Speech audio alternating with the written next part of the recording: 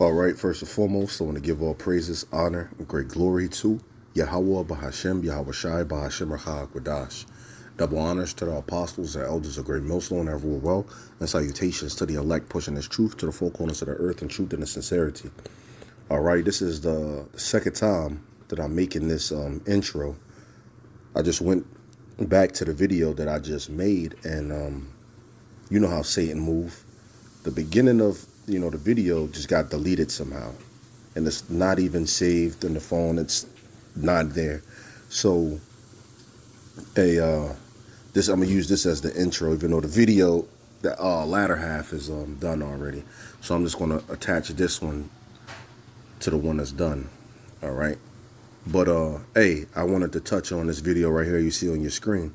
It says just in, Trump ready to declare war against Iran. And we already knew that was going to happen because the scriptures talk about the least of the flock, drawing them out. All right. Who's the least of the flock?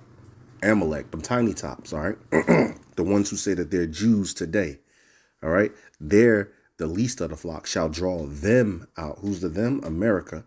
Out to what? War. World war. Excuse me. Right. World war. All right. And we see that happening right now. This whole thing about the USA declaring war on Iran and beefing with Iran, this is in defense of Israel. All right. You got a lot of people saying, what does America have to do with Israel? Well, Israel is pulling the strings of America. Israel owns America. All right. Now, they're saying America's coming in defense of Israel because if Iran gets a nuclear weapon, which they say that they're close, but they've been saying that for years and years and years, which Iran does have the capability to create a nuclear weapon in 2 weeks if they wanted to. They just not doing it. All right. But they're saying that if Iran was to get a nuclear weapon, that they're going to use it on Israel and possibly America. You know, this is a place that chants death to America and death to Israel. They call America Big Satan and call Israel Little Satan. And they said they want Israel to be wiped off the planet Earth. So Israel like, yo, we don't want them to have a nuclear capability because all the wickedness and bullshit that we doing to them, they might fuck around and bomb us and shit. So this is what this whole thing is about. And this whole U.S. peace deal, this is nothing but theater. All right. On the world stage, this is an act. They knew off the muscle they wanted to bomb Iran. But they're acting like they're, have some type of morality to them. We're trying to give Iran the chance to come to the table and talk and to reach a deal. And if they don't, then we might have to take other measures. They trying to act like they moral, but they not. That was the whole plan the whole time. All right. So we know this was not, this is, what do they say? A dog and pony show or some shit like that. This is nothing but theater, kabuki theater. All right. Now let's play.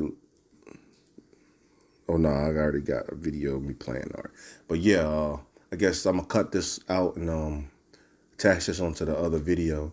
But yeah. Footage, and then we'll take a look at some more articles to get you caught up on the latest. Meantime, the Trump White House reinforcing its peace through strength agenda overseas. Right. Peace through strength. What does that mean? It means war. All right. Peace through strength. All right. Don't get caught up on this peace word, especially coming out of an Edomite mouth. Here at home. Today, the president is hosting world leaders for the first Board of Peace meeting focusing on the future of Gaza. Meanwhile, the U.S. military is ramping up its presence in the Middle East as the administration pushes Iran to abandon its rogue nuclear program. Lucas Tomlinson joins us from Washington with... Which that was a deal breaker off the muscle. All right. Iran said that that's not now. They'll stop enriching uranium to a certain level, but they're not going to get rid of their nuclear program. They're just not going to do it. And they're not going to get rid of their ballistic missile program. They're not going to do that. And they're not going to cut ties with their proxies. So when you're coming with these bullshit points that you want to talk about, like in order to make a deal like that shit was DOA, dead on arrival, bro. The very latest. Hi, Lucas. Well, good morning, Carly and Todd. President Trump will preside over his first ever Board of Peace meeting today in Washington, focused on the future of Gaza. One of the major questions hanging over the meeting is the disarmament of Hamas and who will provide peacekeeping forces. At the White House, there was also a question of funding the reconstruction if Hamas lays down its weapons. And will there be sort of a down payment for much more money? You'll be hearing more about that tomorrow at the meeting. If you recall, at the first meeting when we were in Davos, Jared Kushner did provide a very detailed PowerPoint presentation for the vision of Gaza, the reconstruction and the humanitarian efforts, of course, providing local security on the ground. First, you must achieve security to get to prosperity, which is sort of the second part of this plan. The Board of Peace meets in Washington as the U.S. military buildup in the Middle East continues. The USS Now you tell me, is that going to be war? Look at all those aircraft carriers around this motherfucker. They're surrounding Iran right now. Gerald R. Ford aircraft carrier strike group will be in the Mediterranean soon if she didn't pass through Gibraltar last night. Dozens of fighter jets are heading to the region to join naval assets, including So you mean to tell me it's peace talks? No, it's going to be a war. And Iran talk about cyber attacks. Not just cyber attacks, terrorist attacks, I meant. But cyber attacks are being floated around. China is about to cyber attack. Like, it says the FBI. All right? And they said this cyber attack is going to be terrible. It's going to be the likes of which nobody's ever seen. It's going to knock out America's whole electrical grid, all communications, all transportation, all medicine, all banking, everything. It's going to be knocked offline, man. It's going to be a grid down situation. All right? I mean, keep your eye on this, man. We're in some terrible but great and exciting times, man. 22 Raptors. Recall these fifth-generation stealth fighter jets arrived in the Middle East just 4 days before Operation Midnight Hammer over the summer. And elite search and rescue assets have already arrived to rescue any downed pilots if necessary. Top national security officials met in the White House Situation Room yesterday to discuss planning. The first strikes could take place as soon as this weekend. Axios reports, quote, a U.S. military operation in Iran would likely be a massive weeks-long campaign that would look more like a full-fledged war than last month's pinpoint operation in Venezuela, sources say. Iran has said it will hold joint exercises with Russian forces in the Gulf of Oman. That puts those forces... Ezekiel 38 jumping off of the page. Ezekiel 38 talks about what? Russia being a guard to these little nations. Like who? Like Iran. Just a few hundred miles away from the USS Abraham Lincoln aircraft carrier strike group on station in the Arabian Sea. Now, today, the Board of Peace meets. In the days ahead, guys, the potential for war with Iran exists. Carly, Todd? Yeah, and Iran and Russia conducting these exercises together is, of course, no surprise and very telling. Lucas Tomlinson, live for us in Washington. Lucas, thank you. Let's bring in Fox News contributor and former CIA station chief Dan Hoffman. Dan, good morning to you. When it comes to Iran, it really does feel like the other shoe could drop at any moment when it comes to a possible military intervention. And to echo what Lucas was saying, Axios did report this yesterday. The Trump administration is closer to a major war in the Middle East than most Americans realize, and it could begin very soon. And they go on to say, with Trump, anything can happen, but all signs point to him pulling the trigger if talks fail. Do you agree with that assessment that we are close to a major war in the Middle East? Yeah, I think we've made it clear that we have the military assets in the region to strike Iran if necessary. And the key thing is that we're messaging Iran very bluntly that if Iran doesn't come to the negotiating table in good faith to negotiate, then we are prepared to launch kinetic strikes. I think that's the purpose of all of this public discussion. And if the Iranians are wondering whether President Trump will follow through, they can just rewind the tape and look back to the strike against IRGC Commander Soleimani or the strikes against Iran's nuclear program, their facilities back in June of 2025. So basically, yes, it's going to be straight. He's saying, yeah, there's going to be a war. They want Iran to, in a nutshell, give up everything, disarm, get rid of all this missile programs or everything, weaken their military, and just bow down to, allowing the occupation of U.S. and all that other stuff, man. And Iran is not going to do that. That's a great point. Didn't happen too long ago. And you mentioned kinetic strikes. Here's Senator Ted Cruz yesterday talking to Sean Hannity about what possible military action would look like. Watch this. President Trump is not an isolationist, but he's also not an interventionist. We are not going to see a ground invasion of Iran. We're not going to see hundreds of thousands of troops on the ground. We're not going to see massive American casualties. But the president is willing to defend American national security interests. And meanwhile, Dan, the Ayatollah is, of course, doing everything he can to drag these negotiations out and keep the talks ongoing while also trying to project strength himself, saying any possible military That's the narrative, that the Ayatollah is trying to drag the conversations out. Well, they really are trying to have a discussion. But they like, yo, we're not talking about the nuclear program. Now, America wants to keep on acting like, yo, let's go back to the table. We're going to push this off 2 weeks from now. We're going to meet up at this date. You pushing it off or whatever. But, hey, they really coming in like good faith. So it seems America coming like, yo, hey, and they coming in bad faith. We want you to get rid of everything. Basically bow down and surrender. So, they make it seem like he's dragging it on.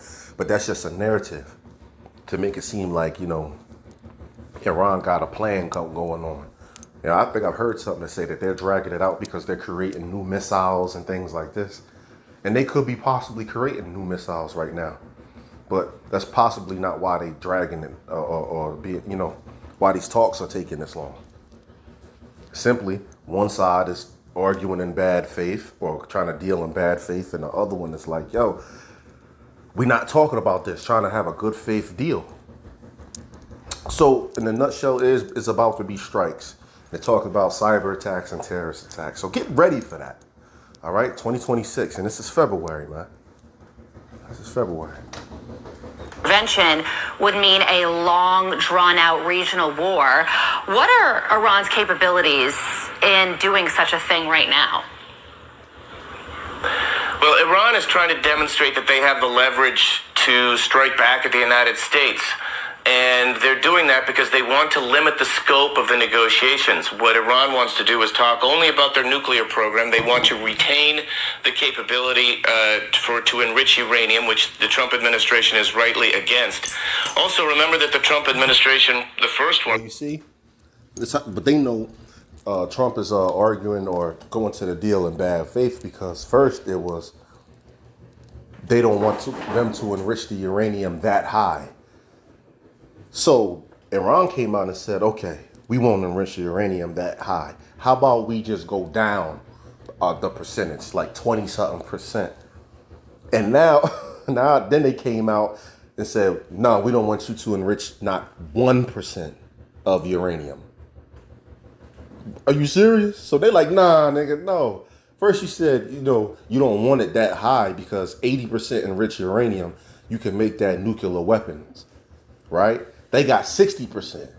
They said they was willing to bust that even down further than that 90% mark, 80-90% mark.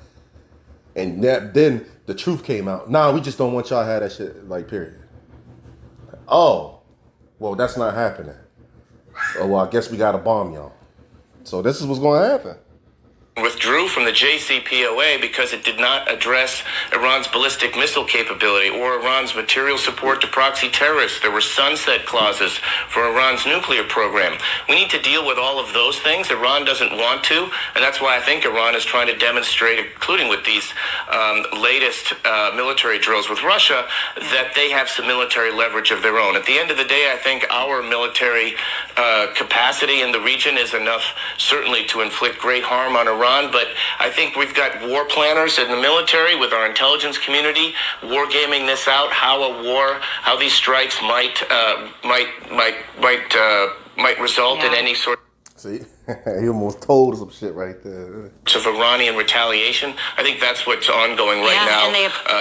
So basically, he's telling you that there is going to be a strike. They talking about Iranian retaliation. Like, all right, so when we fuck around and do A, B, and C, how they going to retaliate? You see? Once again, they're floating about talks is floating around about terrorist attacks and massive cyber attacks.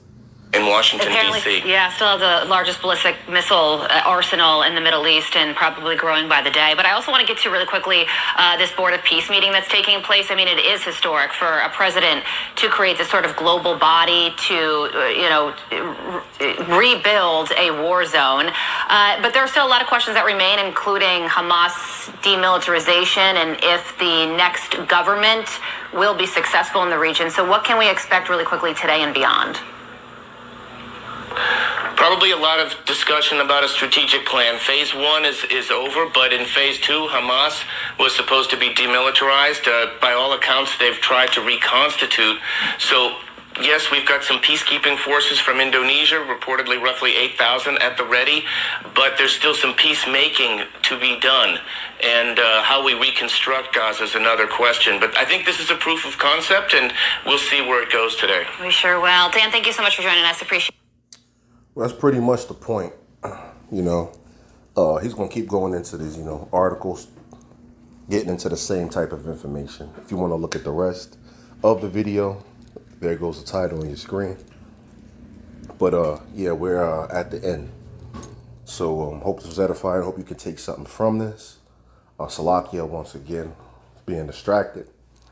But with that, I'm going to say, shalom.